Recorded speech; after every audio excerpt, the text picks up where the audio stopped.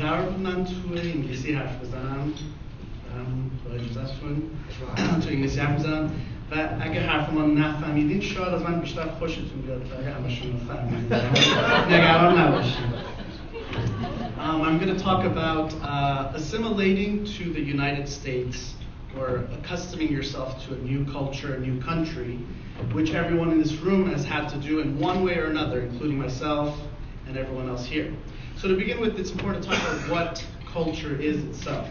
So culture includes a set of shared attitudes, beliefs, customs, practices of an institution or group. So you can even have a culture of this organization here, or you can have a culture of a country, you can have a culture of a region, and depending on what you're talking about. So sometimes you'll hear about corporate culture or the culture of a sport or something like that. You can have different cultures as long as they have these beliefs, customs, traditions that make up their group. It also includes things like preferences for music, art, TV shows, entertainment, things like that. But more importantly, and the reason why it can be so important, so significant, is that it includes a way of living, a way of life, a determination of right versus wrong, gender rules. These are the issues, the kind of hot button issues that make culture so significant and lead to such significant conflicts when cultures clash or when cultures interact and they disagree. So again, we want to look at the significance culture plays in our life, not in the sense, because when we think of the word culture, sometimes people mean, oh, this person's very cultured, he likes art, he likes music. But culture also includes morals, values, what it means to be a good person, what is appropriate for a man to do, what is appropriate for a woman to do, etc. So when we look at culture, one important aspect is acculturation. So this is a term that social scientists use when talking about when an immigrant moves to a new country, the process where they acquire the culture of the new country they have moved to. So for example, someone comes from Iran, they are now exposed to the American culture, and acculturation is a process by which they internalize this culture, the beliefs, values, even language. That's the process of acculturation. Now, when they first studied acculturation, they saw it as a unidirectional kind of a phenomenon, meaning that it was seen that you arrive, let's say, as a very Iranian individual, and over time you become less Iranian and more American. That was the way it was originally viewed, very simplistic way of looking at this. But over time, social scientists started to realize this doesn't tell the whole picture, because you don't necessarily have to lose your own culture when you gain a new culture. And perfect example is everyone here in this room, who, although you're living in the United States, Iranian culture is still a big part of your life, and you're still able to function in American society and understand American culture enough to get by. So another phenomenon involved in the acculturation process is the formation of new cultures or new subtypes of cultures. For example, in the Mexican-American community, there's something they call the Chicano culture. And essentially, this is a hybrid of American culture and Mexican culture, something that is neither purely American or purely Mexican, but has come about as the result of people coming from a different country and learning this new culture and mixing it with their own. So we can see that acculturation is a very dynamic process. It's not just a one-sided thing that if I'm less Persian, I become more American, and if I'm more American, I have to be less Persian. Some people really immerse themselves in both cultures very well. Is what I'm saying making any sense? Yeah. Okay. Maybe it's not making as much sense to me. I hope you understand better than I do. Another big issue when you're looking at acculturation is whether immigration was voluntary or if it was involuntary or forced. So for many of us in this room, the reasons why we came to the United States might be very different. For some of us, it might have been pressures from government regarding persecution and things like that. For many others, it might have been completely voluntary. And this completely shifts the way that acculturation occurs, because as you can imagine, if you came to this country forced and not under your own accord, when you get here, you're going to experience the culture itself very differently. So to begin with, you're going to be almost angry that you're here, or upset to be in this country, and you're going to, in a way, react negatively to this new culture. Additionally, you have this hope, goal, desire that I'm going to go back as soon as things are okay in my home country. I know a lot of people, they say "Chamadunshun hanuz hazir بود" when they came here to go back to Iran. They were ready to go back. So when you have that mindset, when you arrive in the new country, you're not going to be thinking, okay, let me learn the new language, the new customs, the traditions of this new place, because you're thinking, I'm getting out of here the first chance I get. So this significantly interferes with the process of acculturation for these individuals. So you can look at people's mindset as far as what do they want to do here? Did they come here because it was their dream always to come here, and as soon as they came, they were excited to become American, or at least learn enough about American culture to become successful? Or did they come here almost like a pit stop? Okay, I have to come here for a little bit, but hopefully soon I will get to go back. So this really is a huge shift in how we look at acculturation, is voluntary versus involuntary immigration. And if you look at your own story, you can think about how maybe that has changed over time. For some people, they came here originally thinking, I'm going to go back very shortly, including for my father. He's always told me when he came, he thought he'd go to school for a few years and then go back to Iran. But of course that changed, and with that changed his approach to learning about the American culture. Of course, I don't think he's done such a great job overall. He speaks in Farsi all day, he goes to Persian places. He's even, we talked about this, how he really, throughout a day, can really barely use English. He can get by using no English at all.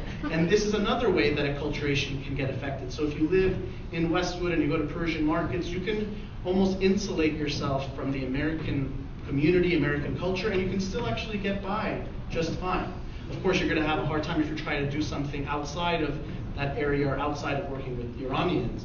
But nonetheless, you can survive. And you can see there's little Tokyo, there's little this, little, whatever regions, because people get together to make that kind of transition a little bit easier for themselves. But what this creates for individuals such as ourselves, including me, is that we become what they call bicultural. So they call it biculturalism or bicultural identity. And basically what that means is when you have two different cultures within one individual or within one identity. Now this can be for immigrants. Of course, if you were born in Iran and you came to the United States, you definitely have that biculturalism. But even for myself, I was born in the United States, but born to an Iranian family. So being Iranian was a strong part of my identity. Of course, as you can tell, my language is not as strong in Farsi, but nonetheless, my first language was actually Farsi. I learned English watching TV and Sesame Street and things like that. So I also myself have this Iranian and American culture within me. And social scientists have been studying this for a long time to see the effects. Is this a good thing? Is this a bad thing? Does it have various aspects of it? And they really found that, as you would imagine, it's a very complicated process being bicultural. It's not just bad and it's not just good. It actually depends on many factors. So to begin with, there's three levels that we can look at the challenges of being bicultural. First, starting the higher societal level, overall dealing with society. Then the next level is family and friends, that close social circle. And the third level is actually within the individual themselves. Okay, so these three levels, again, I'll start one by one looking at how it can be difficult being a bicultural individual. So to begin with the societal level, you can face lots of discrimination. I'm guessing everyone in this room at some point in time has felt some type of discrimination about being Iranian or being different from the culture you're being raised in. So discrimination is something that you face as a bicultural individual. Even what could be even more interesting is when someone is biracial. So when someone is, for example, one of their parents is African American and one of them is Caucasian. What they also experience is a different kind of difficulty identifying with either group because they don't necessarily look exactly like either group. So you'll hear from a lot of people who are biracial that when I go with my white friends, they say I'm not really white, but when I go with my black friends, they say I'm not really black or African American, and I don't feel like I fit in either way. So the discrimination can be from both groups. Similarly, someone might be Iranian American and being born here not really feel like they're Iranian. I could say that for myself. My Farsi was okay, but I couldn't really go with the fully Iranian group, but I also looked a little bit different than the Americans. My CV came out a few years earlier than them, a little bit hairier than them, and things like that. So they noticed that I looked a little bit different. So I couldn't really say I'm American either. So I felt there was this kind of, I was in between, this in-between phase. So we have these, different types of discrimination that can happen at the societal level, trying to, I remember being in school and they'd be going through the roster and it was Tim, Sarah here, John. Buddy. Exactly. If I got that, I would be lucky, but they wouldn't be able to read my name. So I already felt a little bit different just from my name, even though I was born in this country. Now that when you go to the next level down, when we look at friends and family, that's another area where there can be huge conflict. And this is actually one of the more significant ones, something we call intergenerational conflict, or essentially conflict between mother and father and their kids, or even grandparents and their grandchildren, because they're going to see things very differently based on their cultures. So we know when you look at your, some of the people in this room, of course, all of you are very young, so I'm sure your kids are toddlers or maybe 2 or 3 years of age at most. But when kids begin to get to adolescence, they start to have their own identity, usually more with the country they're in. And it can clash really harshly with their parents who see things a certain way. Now again, the reason why this is so significant, it's not that, I want my kid to like Hayade, but she likes Adele and we like different music. That's not really the main issue. It's more about things like the right or wrong way of living life. And that's what culture really means for people. People feel like we've done things a certain way because this was the right way of doing things. And if you do things another way, it's actually not just different, it's bad, it's worse. And that's why, the way, I hear Persians talk about their kids becoming more Americanized, it's like they're being corrupted by the poison of America almost, or American culture. They're becoming worse. They're becoming less moral. They're becoming, not as smart. Their goals are changing. They're going to be worse people if they become more American. When really this is not the case. It's more different rather than better or worse. And that's something that I'll get to at the end, where it's really, we need to look at this as differences rather than a better or worse kind of thing. Now the last, form of difficulty that an individual could experience related to being bicultural or having these two different cultural identities is within themselves. So what we can experience is, again, that identity confusion as in who am I or what am I? Am I Persian? Am I American? Am I something else? What does that even mean? I feel like I don't belong in this group. I don't feel like I belong in that group. Or even which type of gender roles do I want?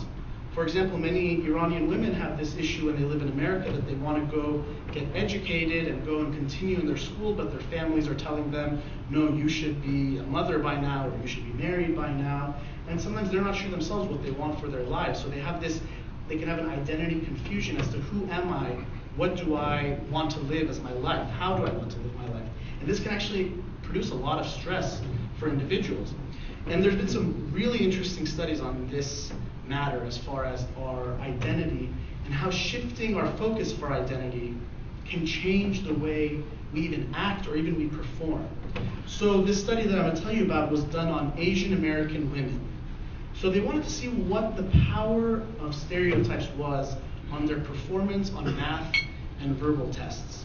So as you know, the stereotype is that Asian Americans are very good at math. That's kind of the general finding or general stereotype that you might find. Now, on the other hand, there's a finding or stereotype that women perform poorly on math tests and are stronger on verbal tests compared to men. So that's kind of the stereotypes you keep in mind when we look at this study. So they had Asian American women take a math and verbal test. For some of them, on the first page, it just had a simple question, what is your ethnicity? And they had to write Asian American. And that was it. And then they took the tests. For the other half, they had to write, are you male or female, and check female, because they were all women. And that was all, their hats. So then they looked at the results. Amazingly, those individuals who had to check female did poorly on the math test, but better on the verbal test.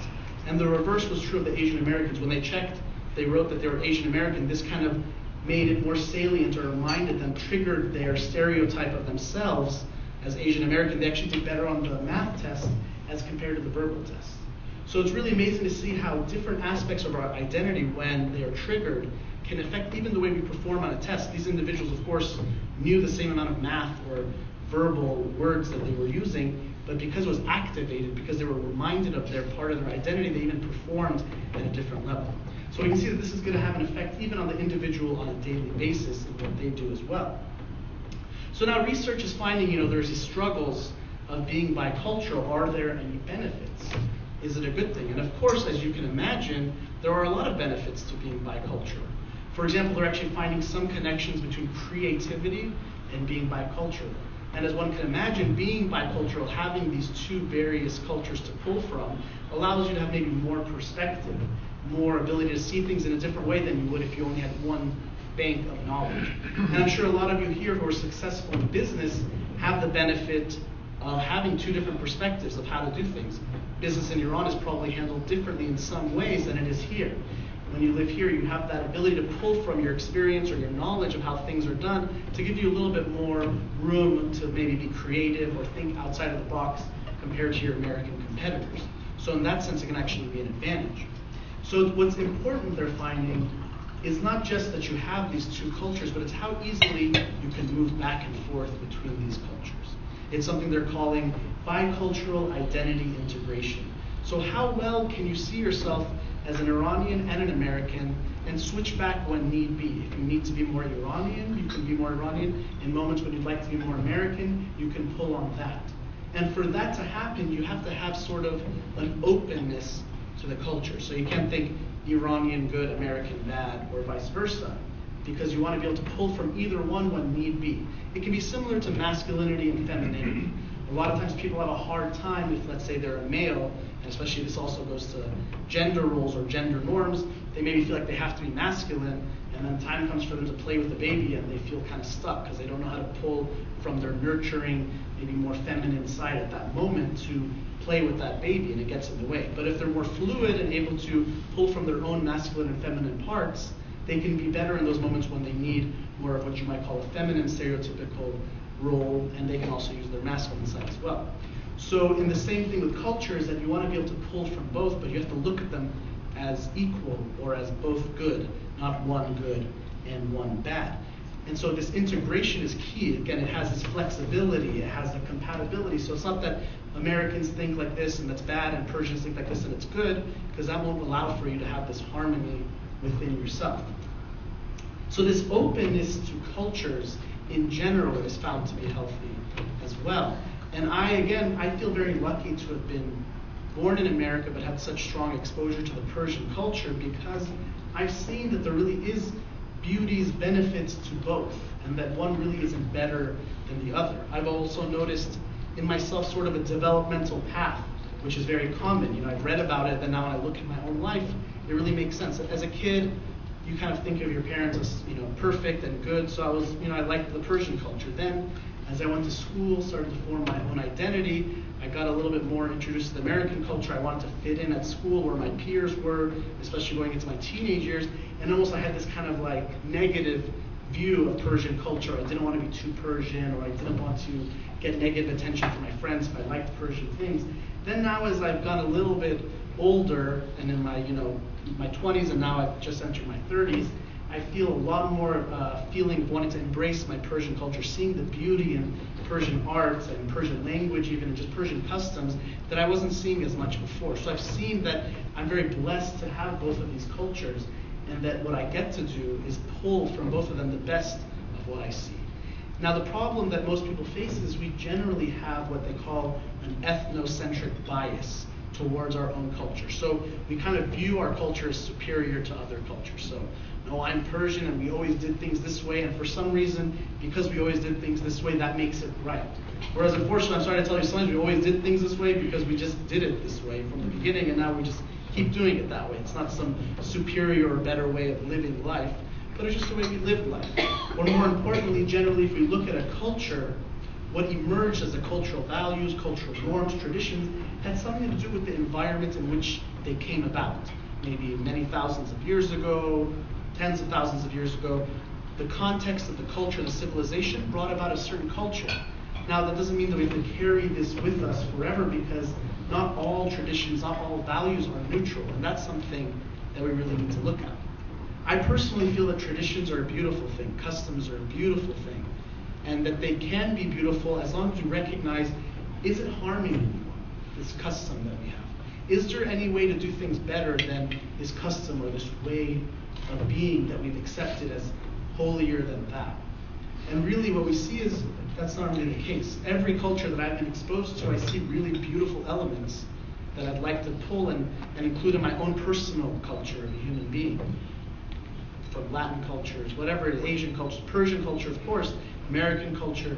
That's really the beauty of being a human being. And now that the world in a way is getting smaller, so we get exposed to all these different cultures, and we see that they might do things in a way that looks very different, but really a lot of times the underlying human emotion is still the same, or the underlying human need is the same.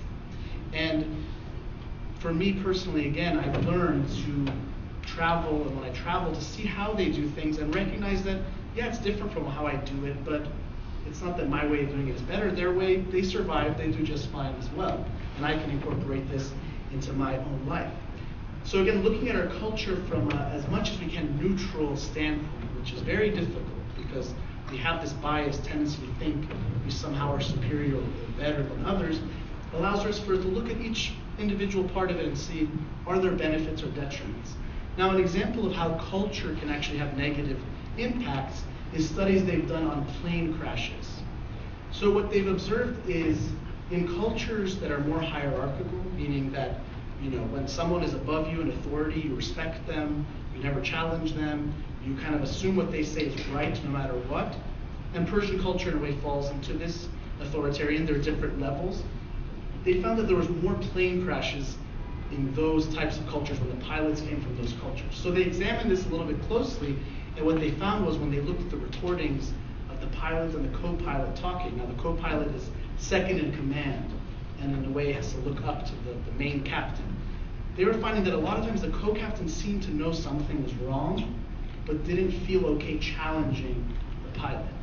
So they kept quiet until things got worse and worse, and then finally, when they saw what was going on, it was too late to save the plane, and we have crashes. So we see that even in matters of literally life and death, people put their cultural value so highly that they can't challenge it. They can't question what they've been told is right forever since they've been born, and people literally have died as a result. When they recognized this, they included this in their training for pilots, that they had to have the co-pilot in a way challenge and question the pilot, even if they thought maybe they're right, just to make sure they were on the same page. And this led to a significant reduction in the number of plane crashes. So we can see that culture is not something that can't change, that shouldn't change. It's something that we need to look at openly and see what we can do. My parallel to the plane crashes is imagining two Persian men trying to get out of a burning building. And they're running out of the building, and they get to the door, and they're like, and they go back and forth, and then they go because they just die in that building because no one gets out in time. So again, in this moment, that tarof, which can be maybe a nice thing in certain times, will backfire and harm them. So we need to look at culture in a way that it's not something that is concrete, that can't be changed, that we have to look at it openly. And in that regard, hopefully we can move towards a human culture where we pull the most fair, beautiful, and just things from all the cultures, and we're going to develop our human culture. Because as we can see, cultures are mixing more and more, people are mixing more and more. We're going to have less of these discrete cultures. We're going to move towards more of a human culture in a way. And let us be mindful of which factors, which elements of cultures we pull into this new human culture. Thank you.